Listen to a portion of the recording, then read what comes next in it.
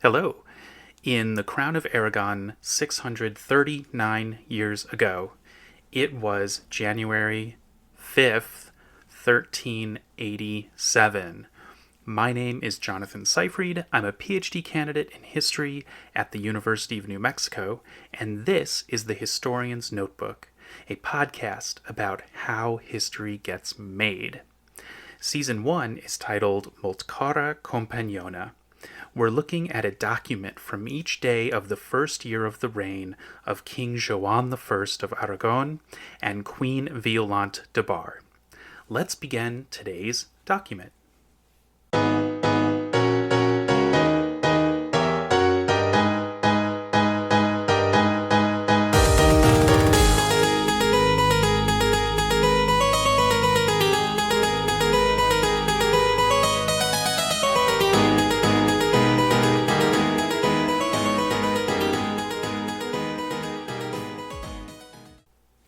I want to start out the discussion of today's document by talking about the materiality of the register itself.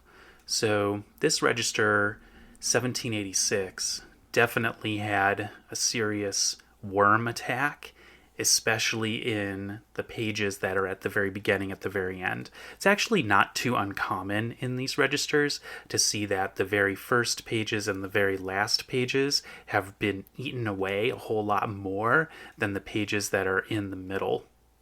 If you're able to take a look at the 3 pages of today's document, what you'll see is that the texture of them is just, in my opinion, really delightful. You have all of these kind of, it looks like a coastline around the edges, especially of the middle page, folio 260R. And then the color is all kind of interesting as it gets into shades of a darker beige around the edges. And then you can also see that there has been someone, some archivist, has painstakingly repaired the edges and fortified them with some reinforcing paper. And this has happened a lot in the registers as I've looked at the images of them. And it really just is a moment of pathos for me, where I just imagine all of that uncredited labor that has gone into preserving these documents through the centuries. I also believe that there were centuries that went by in which nothing happened to these volumes or the stacks of paper that later were bound into volumes, where they just sat in boxes, sometimes maybe for like as long as 3 centuries undisturbed in certain cases, just uninterrupted storage through time. And now they're digitized and I can look at them from the other side of the world.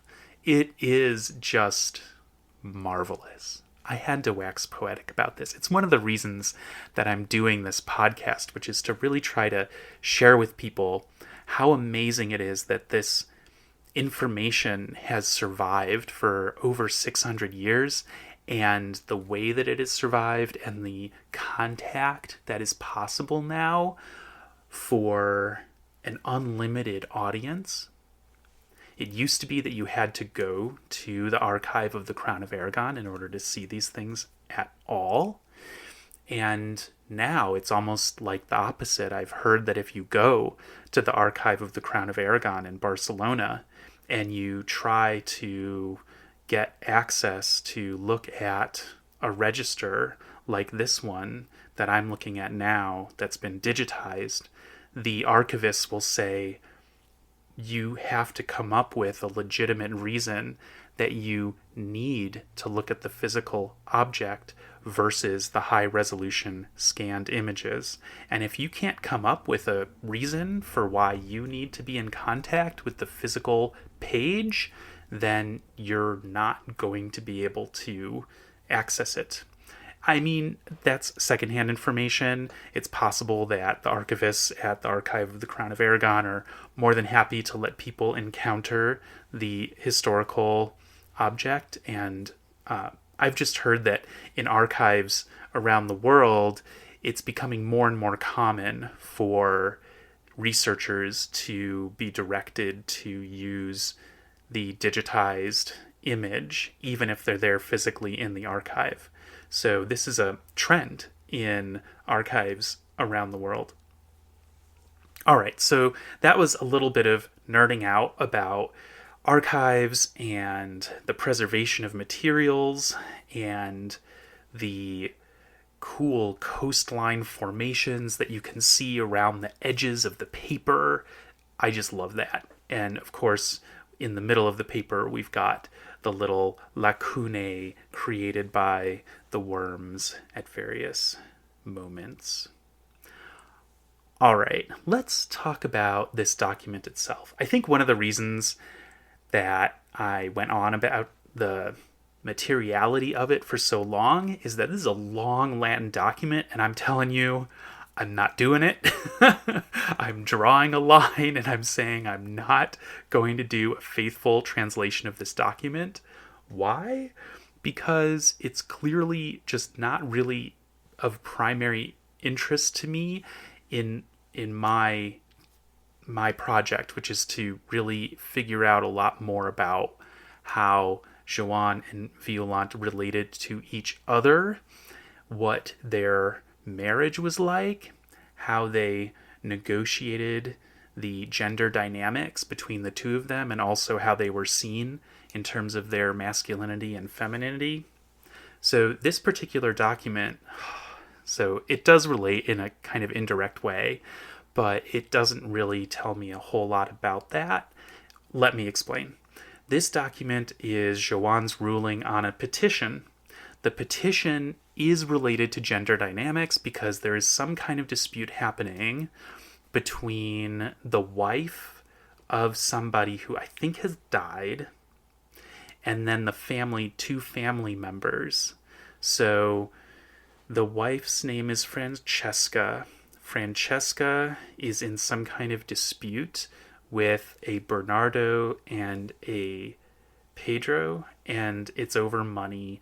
And at the end, somebody has to pay somebody else about 600 solides.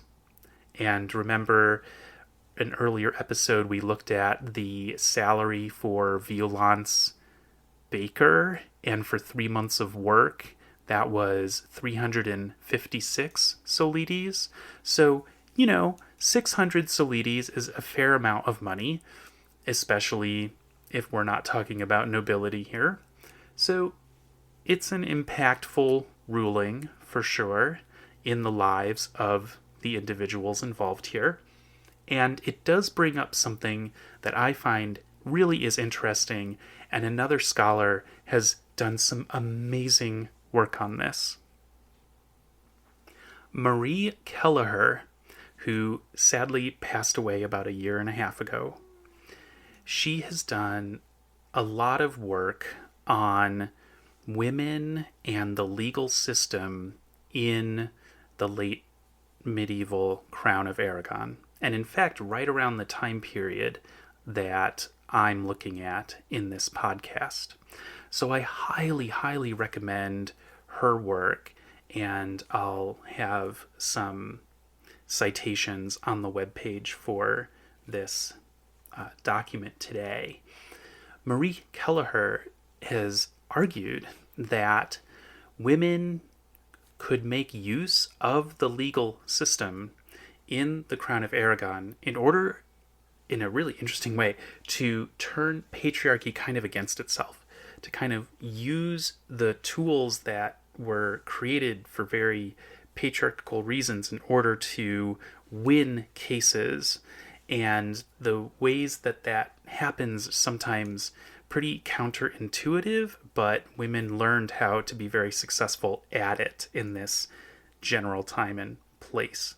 So I wouldn't be surprised if Francesca was the winner in this petition, because there's a lot of records of women winning when they appeal to the particular authority figure for their region. And in this case, the person that was petitioned to is Joan in his capacity as the Duke of Girona.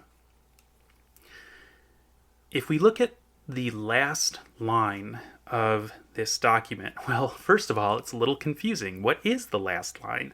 Because it seems like the document is over at the bottom of folio 260R. But then if you look at the next page, folio 260V, there's content in there that clearly relates to what was going on. It's the same people that are being described. There's Francesca, there's Bernardo, there's Pedro. So, and then Francesca is the wife of Guillaume, and Guillaume is mentioned a whole bunch in there too. So basically, the end of folio 260R, it looks like the end of a document, but there's no dating there. And so I think that the ruling on the petition is what concludes on 260R, and then maybe after the ruling is an additional message saying, and then here's what the penalty is going to be, or here is who has to pay who, and then that is the overall conclusion. All right. The date on this is January 5th. It's really clear, January 5th. Remember yesterday, Joan wrote a letter to Martí on January 4th, and he said that he was at the Hostal de Belladonna. Now look at this. It's January 5th, and the location is Girona. That's a direct contradiction. So, what is going on here? I have a theory. My theory is that the letter to Martí reflects Joan's actual location on January 4th, and that he was not in Girona on January 5th. I think what happened is that Joan verbally ruled on this petition in Girona. And then the chancery staff, either they were like staying behind in Girona for a little while, or they like gathered up everything and went along with Joan and were also in Belladonna. But in any event, they had to write it up after Joan had verbally issued his decision. And so they're writing it up at a later time, but the actual ruling had taken place earlier. And so I don't know why they're not backdating it. Like that's they clearly don't have a problem with having, the dates out of order, right? And having in the register, one letter from one day going out of order from in the next day. But I think what they're trying to do is they're trying to kind of be faithful to two different things, to the time and the place. So Joan made the ruling, this is my guess, made the ruling verbally in Girona, but then they're dating it accurately according to when they finished writing it up. So that's my guess is what's happening here. There might be some other explanation. There's just simply no way that Joan went back to Girona and was there on January 5th, because the next place that he's at, according to other documents, a huge number of documents in the register, is actually further on the way toward Barcelona. His next place is in Hostalric, or near Hostalric. So basically what we're seeing in this last line is just not possibly reflecting reality and in terms of the matching up of the date and the location. So those chancery scribes giving us a curveball. But I think they might have accounted for this and apologized for it. Because if you look at the bottom of the middle page of folio 260R, there's some very faint handwriting, and it's interrupted by the worms and the jagged or curvy coastline at the bottom there. And I think they might be writing something about how the location and date are wonky for this particular letter, but I didn't really have the time myself, or honestly the fortitude or motivation to try to really dig into that little passage. Someone who really wants to take on as a project a real kind of like micro history of these 30 days, I think this is a great place for them to start. If they really want to just zoom in only on the period from, say, January 1st to January 19th, and like really get into that, I think this document is a really helpful one for that project. But for the purposes of my project, we are done with this document. Thank you for listening to this episode of The Historian's Notebook, Season 1, Molt cara compagnona. If you are leaving with more questions than you arrived with, then I have done my job, even if I didn't do my job by figuring out exactly what is happening in this document. Remember, the motto of The Historian's Notebook is dissatisfaction guaranteed. Visit the website to see an image of today's document and additional show notes. Also, check out some of those publications by Marie Kelleher. They're really good reads. And listen again tomorrow to hear about the next day in the first year of the reign of King Joan I of Aragon and Queen Violante de Bar. In the meantime, take care.